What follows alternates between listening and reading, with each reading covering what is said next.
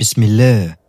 من أول يوم سمعت فيه اسم النداهة وأنا كنت فاكر إن الكلام ده خرافات فلاحين، حواديت بتتقال على القهوة علشان يخضوا العيال. لكن الحقيقة حاجة تانية تماما.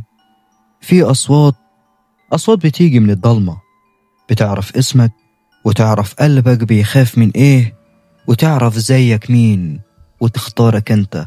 تختارك انت بس. والليلة وانا بكتب الكلام ده مش بكتبه علشان احكي لك قصة ولا علشان اخوفك، لأ، انا بكتبه علشان لو جراري اي حاجة او لو صوتي اختفى، لو اسمي اتكتب على حجر واترمى في الارض، الناس تعرف ان النداهة مش وهم، النداهة حقيقة. وانا عن نفسي كنت واحد من اللي هي اختارتهم. ولو صوتها وصل لك انت كمان، اقفل ودنك واقفل نور اوضتك وما تردش، لان اللي بيرد مش بيرجع زي ما كان، واللي بتنده عليه مش بيعيش عمره كامل. اخواتي النسور، يلا بينا علشان حلقة النهاردة جامدة جدا. يلا نحضر الطقوس اللي احنا متعودين عليها، سمعتك وقهوتك واجهز علشان سهرتك.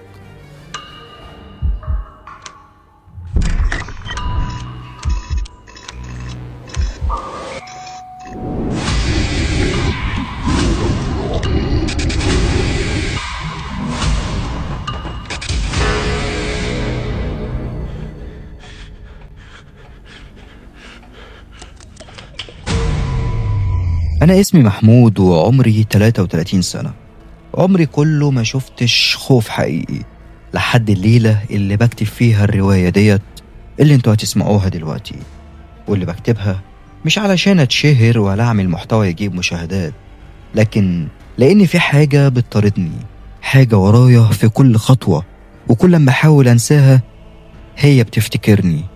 واللي عرفته بعد شهور من العذاب إن النداهة مش بتظهر لأي حد ولا بتنادي على أي حد، هي بتختار. وللأسف أنا كنت من اللي هي اختارتهم. القصة بدأت من 2 لما سافرت قرية اسمها جرجة، مكان مهجور تقريبا، أغلب البيوت فاضية واللي ساكنين فيها ناس كبار في السن. كنت رايح أشتري قطعة أرض، كنت فاكر إنها صفقة العمر، لكن كانت بداية نهايتي. وصلت القرية قبل المغرب بشوية، الجو كان خانق، ما في صوت غير عصافير بتصوت بطريقة غريبة وكأنها بتجري من حاجة مش باينة. أول ما دخلت البيت اللي المفروض هبات فيه حسيت بحاجة مش مظبوطة، ريحة قديمة جدا، ريحة تراب مبلول بقاله سنين، والحيطة متشققة والسقف طري. لكن قلت لنفسي هتعدي، كلها يومين يعني وبعدها هتصرف. بعد العشاء فضلت قاعد في الصالة، الهدوء كان خانق لدرجة بتوجع، وبدأت أسمع صوت حد ماشي فوق السطح، خطوات واضحة وبطيئة. فضلت سايب التلفزيون شغال على أعلى صوت، لكن الخطوات ما كانتش بتقف، بالعكس قربت من الحافة اللي فوق باب الصالة، وكأن حد واقف فوق دماغي بالظبط. طلعت بسرعة علشان أثبت لنفسي إنه قطة أو كلب أو الكلام ده، لكن السطح فاضي. وفجأة الهواء جامد والريحة بقت ريحة طين ناشف، وفي اللحظة ديت سمعت أول مرة حد ينادي محمود. الصوت جه هادي جدا، ست رقيقة وكأنها واقفة جنبي، مع إن مفيش حد طبعا.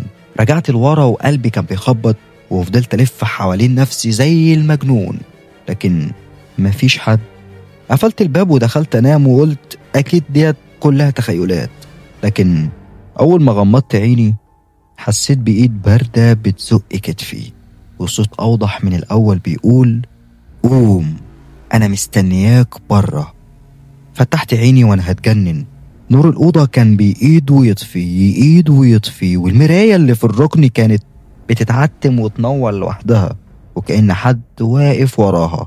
قمت بسرعة وغطيت المراية بالتيشيرت وقررت أكمل الليلة للصبح مهما حصل. ولما قمت الصبح رحت الراجل عجوز في القرية اسمه الشيخ عبد الراضي. أول ما شافني مرعوب كده قال لي انت سمعت حد بينادي عليك؟ قلبي وقع مكانه ساعتها. سألته انت ازاي عرفت؟ قال عينك باينة فيها الرهبة، اللي بيسمع النداهة عمره ما بيقدر يخبي. قلت له طيب ايه العمل دلوقتي؟ قال ولا حاجة، هي ندهت عليك خلاص. ولما ضغطت عليه علشان يكمل رفض، وطلب مني أسيب القرية في أسرع وقت وأهرب. رجعت البيت وأنا مرعوب بس مكابر. لحد نص الليل كنت في الصالة والدنيا هادية بشكل مش طبيعي. فجأة سمعت صوت طرق على الباب من بره، طرق خفيف بس مستمر. قربت بحذر، ولما فتحت الباب الترعة اللي قصاد البيت كانت عاملة ضباب، والدنيا كانت كلها سكون. كنت متأكد إن في حد واقف جوه الضلمة. فجأة من وسط الضباب صوت الست ظهر تاني. محمود تعالى. المرة ديت الصوت كان جاي من الترعة، واضح وقريب وخطير. رجلي اتجمدت مكاني، عيني كانت بتحاول تركز، ولقيت ضوء خفيف على سطح المية زي انعكاس أو زي شعر طويل بيتهز مع الهوا، لكن مفيش وش. قفلت الباب وفضلت وراه وقلبي هيقف، لكن اللي رعبني أكتر إن الطرق على الباب بدأ تاني، نفس الطرق، لكن المرة دي كان ورايا، يعني من جوه البيت نفسه، من أوضة النوم اللي أنا قافلها بالمفتاح من بره. جريت ناحيتها وأنا مش فاهم حاجة أصلا. البيت ثابت، بس الإيد اللي على الباب من جوه كانت بتخبط، مش من بره. روحي خرجت من جسمي وفضلت أنادي من جوه. مفيش رد غير صوت نفس بارد وصوت الست بتهمس لو فتحت هتشوف. فضلت ثابت دقيقة اللي اتحولت لسنين، لحد ما فتحت الباب بالعافية والأوضة كانت فاضية، مفيش ولا حاجة، بس ريحة الطين كانت مالية المكان، والسرير كان مليان مية ومكتوب على الحيطة بصوابع شفافة انزل الترعة هتعرف الحقيقة. كانت الجملة ديت نهاية أي عقل عندي. أخدت نفسي وجريت من البيت على شيخ القرية من تاني، وهو أول ما شاف العلامة اللي ظهرت على إيدي، خرباشة طويلة سودة، قال لي هي لمستك وانت كده خلاص، لازم تعرف هي عايزاك ليه. رجعت البيت وأنا حاسس إني داخل قبر، بس كان لازم أفهم.